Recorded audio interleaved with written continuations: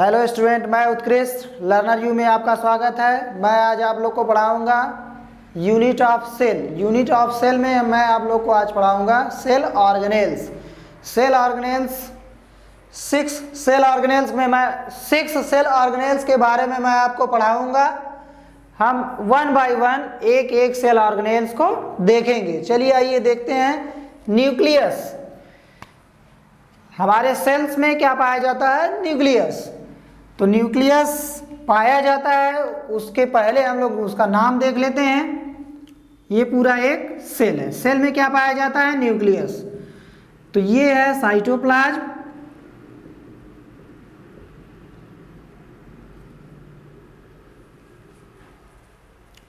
ये nuclear pore है, इसको बोलते हैं क्रोमैटिन थ्रेड।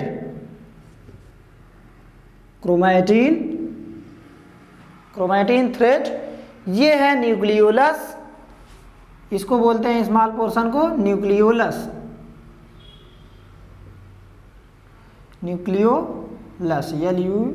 LUS। और ये सेल मेम्ब्रेन है। सेल मेम्ब्रेन नहीं, न्यूक्लियर मेम्ब्रेन है, इसको न्यूक्लियर मेम्ब्रेन बोलेंगे। और ये न्यूक्लियर पोर है। तो चलिए हम लोग देखते हैं। लिखा हुआ है सेल, लिखा हुआ है न्यूक्लियस। न्यूक्लियस में पहली लाइन है कमांड सेंटर। न्यूक्लियस क्या है? सेल का कमांड सेंटर है। कमांड सेंटर का मतलब सेल में कोई भी एक्टिविटीज होगी, टिश्यू में कोई एक्टिविटीज होगी तो उसका कंट्रोलिंग कहाँ से होगा कि सेल ग्रोथ करेगा कि नहीं करेगा, उसका मेटाबॉलिज्म होगा कि नहीं होगा, वो कहाँ से निर्धारित होगा? वो न्यूक्लियस से निर्धारित होगा। इसलिए इसको कमांड सेंटर बोला जा रहा है। तो न्यूक्लियस को न्यूक्लियस क्या है? पूरे सेल में लार्ज सेल ऑर्गेनेल्स है। लार्ज ऑर्गेनेल्स, उसमें क्या पाया जाता है? DNA पाया जाता है, जैसा कि हम लोग जानते हैं, इसके पहले पढ़ भी चुके हैं। और इसमें एक इस सेल में, सेल के अंदर न्यूक्लियस के अंदर एक स्मॉल पोर्शन पाया जाता है। स्मॉलर स्ट्रक्चर को कहते हैं न्यूक्लियोलस। ये स्मॉलर स्ट्रक्चर को कहते हैं न्यूक्लियोलस। ये न्यूक्लियोलस में क्या पाया जाता है? आरएनए पाया जाता है। आरएनए क्या है? डीएनए के ऑर्डर को क्या करता है? सेल्स तक पहुंचाता है कि आपको क्या क्या काम करना है। जो जो निर्धारित वर्क होगा उसको सेल्स करेगा। तो आरएनए क्या करेगा? डीएनए के ऑर्डर को सेल तक पहुंचाएगा। फिर क्या करता है आरएनए क्या करता है? आरएनए टेम्पलेट का काम करता है। टेम्पलेट का कार्य करता है, सर्व एज टेम्पलेट। तो टेम्पलेट का काम करता है किस लिए?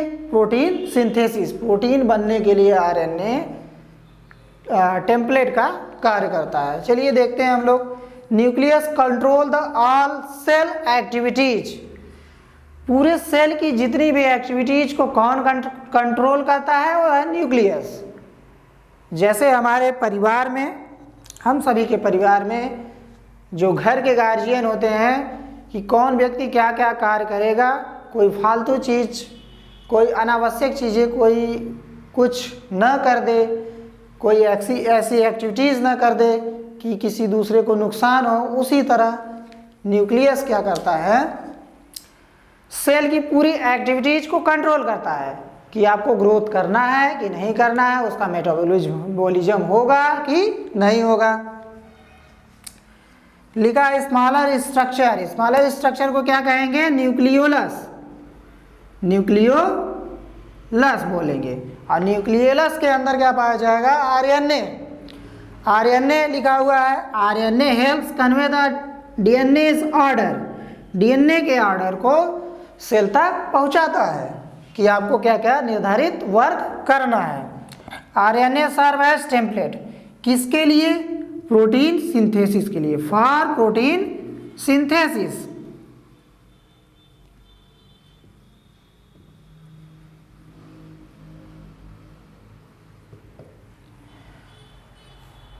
अब हम इसके बाद देखेंगे क्लोरोप्लास्ट के बारे में।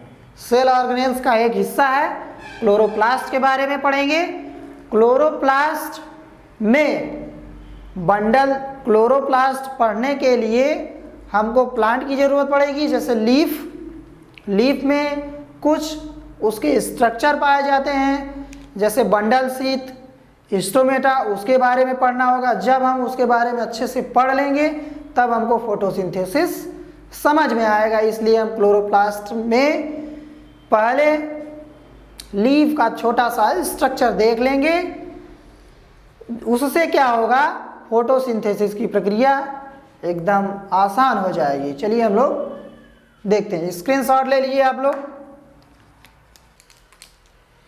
चलिए हम लोग देखते हैं दूसरा सेल ऑर्गेनेल्स, क्लोरोप्लास्ट। क्लोरोप्लास्ट कहाँ पाया जाता है? क्लोरोप्लास्ट एनिमल में सबसे पहले चीज़ नहीं पाया जाता है, एनिमल में नहीं पाया जाता है, और क्लोरोप्लास्ट प्लांट में पाए जाते हैं और कुछ बैक्टीरिया में पाए जाते हैं। लिखा हुआ है क्लोरोप्लास्ट है क्या? Chloroplast site of photosynthesis. इसमें क्या है, ये क्लोरोप्लास्ट क्या है, मतलब यह एक ऐसा स्थान है जहाँ पर फोटोसिंथेसिस की क्रिया होती है। अब फोटोसिंथेसिस क्रिया क्या है? पौधे क्या करते हैं, जल, कार्बन डाइऑक्साइड और सन की रेडिएंट एनर्जी को यूज करके केमिकल एनर्जी में कन्वर्ट करते हैं, जिससे रिजल्ट क्या मिलता है, पौधे ग्लूकोज का निर्माण करते हैं। फिर लिखा हुआ है not depend upon other organism. तो प्लांट कैसे होते हैं? ऑटोट्रॉपिक होते हैं। ऑटोट्रॉपिक का मतलब ये सब प्लांट्स और कुछ बैक्टीरिया अपना भोजन खुद निर्माण करते हैं, इसीलिए इनको ऑटोट्रॉपिक कहा जाता है। और लिखा हुआ not depend upon other organism, मतलब इन्हें प्लांट्स को किसी जीवों पर निर्भर रहने की जरूरत नहीं है। और क्लोरोप्लास्ट कंटेन पिगमेंट। कैसा पिगमेंट पाया जाता है? क्लोरोफिल पिगमेंट पाया जाता है। अब हम क्लोरोप्लास्ट का उसका डायग्राम देख लेंगे। क्लोरोप्लास्ट में दो लेयर पाए जाते हैं, आउटर मेम्ब्रेन और इनर मेम्ब्रेन। इसमें क्या है, थैलाक्वाइड पाया जाता है। थैलाक्वाइड किस रूप में होता है? जैसे सिक्का हम लोग देखें, क्वाइन, एक के ऊपर अगर एक रख दें तो कुछ सिक्के का ढेर ऐसे हो जाएगा, तो कुछ इस प्रकार थैलाक्वाइड एक के ऊपर एक रखा रहता है। और पूरे को क्या कहते हैं? ग्रैनम। एक को थैलाक्वाइड,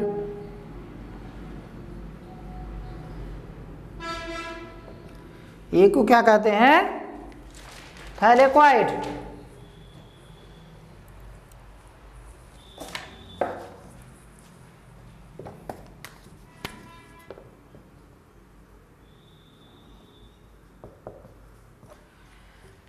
तो फोटोसिंथेसिस क्रिया को समझने के लिए हम लोग को दो चीज इसमें यूज होगा, mesophyll cell, mesophyll and bundle sheath.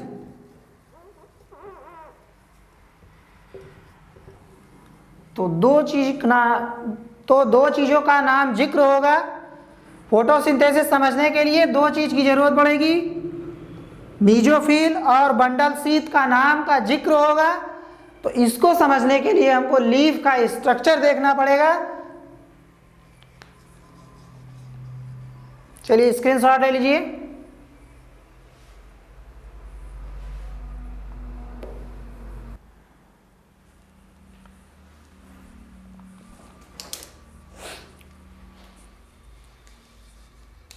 चलिए हम लोग देखते हैं crunch anatomy of C4 plant.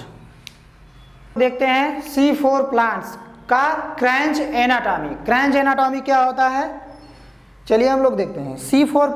C4 plant का अर्थ होता है मोनोकॉट। मोनोकॉट का अर्थ होता है ऐसे प्लांट जिसके बीच में दो लेयर न पाया जाए। C4 प्लांट्स कैसे प्लांट होते हैं? C4 प्लांट्स ऐसे प्लांट होते हैं जिसमें 1 कॉटलिडन पाया जाएगा, 2 कॉटलिडन नहीं पाया जाएगा। कहने का मतलब जैसे चना को हम लोग जब ओपन करते हैं इसे दो पार्ट रहता है, एक इधर रहता है एक इधर रहता है। गेहूं सिंगल सिंगल रहेगा, मक्का सिंगल रहेगा, उसमें टू कॉटिलेडन नहीं पाया जाएगा।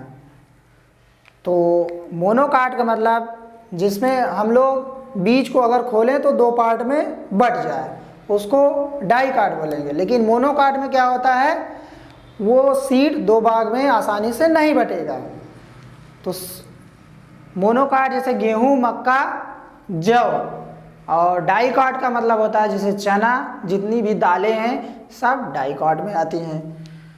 अब हम लोग देखेंगे ये C4 प्लांट का क्रंच एनाटॉमी है, मतलब एक C4 प्लांट का लीफ है, उसका हम लोग इंटरनल स्ट्रक्चर देखेंगे।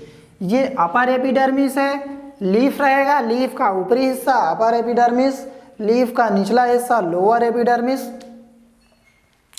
अब हम लोग देखेंगे कि इसमें क्या क्या पाए जाएंगे। ये चीज़ें जो ये वाले हिस्से हैं, ये वाले जो हिस्से बने हुए हैं इसको बोलेंगे मीजोफिल सेल। इसको क्या बोलेंगे, मीजोफिल सेल। और इसमें जो ये बिंदी बिंदी दिख रही है उसको बोलते हैं क्लोरोप्लास्ट। अब इसमें वैस्कुलर बंडल पाए जाते हैं, वैस्कुलर बंडल जाइलम और फ्लोएम। ये बीच वाला हिस्सा एक जाइलम है और एक फ्लोएम है। और बंडल सीथ प्लांट में, मोनोकाट प्लांट में हम लोग इंटरनल स्ट्रक्चर देख रहे हैं, इसमें मीजोफिल सेल पाया जा रहा है और बंडल सीथ सेल पाया जा रहा है। बंडल सीथ सेल कैसा होता है, थिक लाइक स्ट्रक्चर होता है। कैसा उसका नेचर होता है, थिक होता है, बहुत ही घना होता है। और क्या होता है, वैस्कुलर बंडल को रिंग लाइक स्ट्रक्चर में उसको बांधे रहता है, उसको बांधे रहता है, उसको घेरे रहता है। कौन, क्रंच का मतलब होता है ring like structure. Bundle sheath cell क्या कर रहा है, वैस्कुलर बंडल को, ये वैस्कुलर बंडल को क्या कर रहा है, रिंग लाइक स्ट्रक्चर में उसको बांधकर या घेर कर रखे हुए, इसीलिए इसको क्रंच एनाटॉमी बोल रहे हैं। और दूसरी चीज C4 क्रंच एनाटॉमी। C4 क्यों बोल रहे हैं, C4 प्लांट क्यों बोल रहे हैं, क्योंकि ये चार कार्बन का मॉलिक्यूल बनाता है। किसको यूज करके, PEP कार्बोक्सिलेज को यूज करके 4 कार्बन का मॉलिक्यूल का निर्माण करता है, इसलिए इसको C4 प्लांट कहते हैं। अब फोटोसिंथेसिस की प्रक्रिया में क्या होता है, स्टोमेटा के द्वारा क्या होगा, प्लांट कार्बन डाइऑक्साइड को अंदर, प्लांट क्या करेगा, स्टोमेटा की सहायता से कार्बन डाइऑक्साइड को अंदर ले जाएगा और ये धीरे धीरे कहाँ जाएगा, मीजोफिल में ट्रांसफर हो जाएगा। फिर कहाँ आएगा, बंडल शीथ के पास। पहले तो स्टोमेटा से इंटर करा, फिर मीजोफिल के पास गया, फिर उसके बाद बंडल शीथ में आएगा, फिर आपकी फोटोसिंथेसिस की प्रक्रिया कंप्लीट होगी। ये एक छोटा सा ओवरव्यू है, आगे हम लोग फोटोसिंथेसिस की प्रक्रिया देखेंगे। तो देखिए, mesophyll carbon dioxide mesophyll cell के पास आया, फिर बंडल शीथ, फिर उसके बाद फोटोसिंथेसिस की प्रक्रिया कंप्लीट हुई। अब स्टोमेटा कब खुलता है, स्टोमेटा कब एक्टिव होता है, कब ज़्यादा से ज़्यादा कार्बन डाइऑक्साइड प्लांट के अंदर जाता है, तो स्टोमेटा जब ओपन होगा तब जा कर के कार्बन डाइऑक्साइड जाएगा। तो ड्यूरिंग डे, मतलब हाई टेम्परेचर, दिन में हाई टेम्परेचर, जितना हाई टेम्परेचर रहेगा, जितनी उसको लाइट मिलेगी, उतना ही स्टोमेटा ओपन होगा और ज़्यादा से ज़्यादा कार्बन डाइऑक्साइड अंदर जाएगा। तो हाई लाइट में मतलब जब हाई टेम्परेचर होगा तो हाई लाइट मिलेगी, जब उच्च प्रकाश मिलेगा तो स्टोमेटा ओपन होगा। अब हम लोग देखेंगे ग्रैनल क्लोरोप्लास्ट और ए ग्रैनल क्लोरोप्लास्ट। मीजोफिल में क्या होता है, मीजोफिल और bundle sheath cell. Mesophyll cell में पाया जाएगा आपका ग्रैना, मीजोफिल में मीजोफिल में छोटा क्लोरोप्लास्ट पाया जाएगा, स्मॉल क्लोरोप्लास्ट पाया जाएगा। अब उसके अंदर जब ग्रैना पाया जाएगा, उसके अंदर जब ग्रैना पाया जाएगा उसको ग्रैनल क्लोरोप्लास्ट बोलेंगे। ग्रैना जब बंडल शीथ सेल में लार्ज अमाउंट या लार्ज क्लोरोप्लास्ट पाया जाएगा। अब क्लोरोप्लास्ट के अंदर अगर ग्रैना एब्सेंट है यानी स्ट्रोमा प्रेजेंट है तो उसको ए ग्रैनल क्लोरोप्लास्ट बोलेंगे। तो देखिए मीजोफिल सेल में ये मीजोफिल सेल है, ये सब मीजोफिल सेल है, इसमें स्मॉल क्लोरोप्लास्ट पाया जाएगा। अब उसके अंदर अगर ग्रैना पाया जा रहा है तो उसको बोलेंगे ग्रैनल क्लोरोप्लास्ट। जब बंडल शीथ सेल है ये, जब बंडल शीथ सेल में ग्रैना एब्सेंट होगा और बंडल शीथ सेल में लार्ज क्लोरोप्लास्ट पाया जाएगा और उसके अंदर मतलब लार्ज क्लोरोप्लास्ट के अंदर अगर ग्रैना एब्सेंट है यानी उसमें स्ट्रोमा पाया जाता है। क्या पाया जाता है? स्ट्रोमा पाया जाता है, तो उसको ए ग्रैनल क्लोरोप्लास्ट बोलते हैं। चलिए स्क्रीनशॉट लीजिए आप लोग। चलिए हम लोग देखेंगे C3 प्लांट। C3 प्लांट में फोटोसिंथेसिस का एक छोटा सा ओवरव्यू हम लोग देखेंगे। C3 प्लांट में क्या होता है, कार्बन डाइऑक्साइड स्टोमेटा के द्वारा अंदर आता है, ये स्टोमेटा है, उसके द्वारा कार्बन डाइऑक्साइड अंदर आता है। ठीक, अंदर आकर मीजोफिल सेल में ट्रांसफर होगा। फिर उसके बाद क्या होगा, फोटोसिंथेसिस की प्रक्रिया कंप्लीट हो जाएगी, फोटोसिंथेसिस प्रोसेस। C3 प्लांट में क्या होता है, कार्बन डाइऑक्साइड स्टोमेटा के द्वारा अंदर आता है, कार्बन डाइऑक्साइड मीजोफिल सेल में इंटर करेगा, फिर फोटोसिंथेसिस की प्रक्रिया कंप्लीट हो जाएगी। C3 प्लांट इसको क्यों कह रहे हैं, क्योंकि 3 कार्बन का मॉलिक्यूल बनाता है। ये क्या करता है, 3 कार्बन का मॉलिक्यूल का निर्माण करता है, इसलिए C3 प्लांट इसको बोलते हैं।